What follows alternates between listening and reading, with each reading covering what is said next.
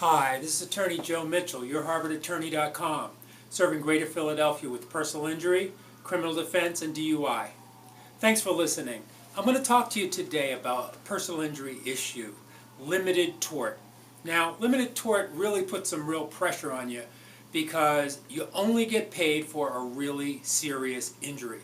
And I'm going to make there are other videos that I have about the difference between limited tort and full tort and what limited tort does and doesn't do. But let's just suffice it to say for here, if you don't have a serious injury, you don't get paid in limited tort. It's a really big problem for a lot of my clients who come to me and they've had a fender bender where they've had some serious car damage, and they've gone to the hospital, but they didn't have a really serious injury. Well, tonight I want to talk to you about the exceptions to the limited tort rule. And there are 6 exceptions, okay? And I'm just going to go through them really briefly because I want you to call me if you have a limited tort case, especially in Pennsylvania, and let's go over these options and see if there's any way that we can get you over the limited tort threshold so you can get paid. So the first one is they don't have your waivers, okay? You have to sign a waiver that says, I want limited tort. I want to save money and get limited tort. If they don't have those waivers, if they don't have your signature saying that you chose limited tort, you get full tort for free. It's a great deal, okay? Secondly, if you are a pedestrian or riding a bicycle and you get into an accident with a car, even though you chose limited tort, you're full tort. Or if you're riding in a commercial vehicle, a taxi cab or a bus, you're limited. Your limited tort is not limited. It's full tort. Now, if you're hit by a taxi or bus, you're still going to be limited tort, but that's a whole another story.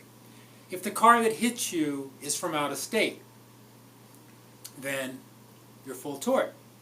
If the car that hits you doesn't have its own insurance, if they didn't pay for their insurance for some reason and they're uninsured, it's going to be hard to collect from them. And if you don't have uninsured motorist, which I highly suggest that you get uninsured motorist. But if you're hit by someone who does not have insurance, then you're not limited tort, you're full tort. And if they have assets, you can collect on them. And then finally, if there is a situation where you're hit by a drunk driver and the driver gets convicted of either drunk driving or they take the first time offenders program, you can then recover as a full tort victim.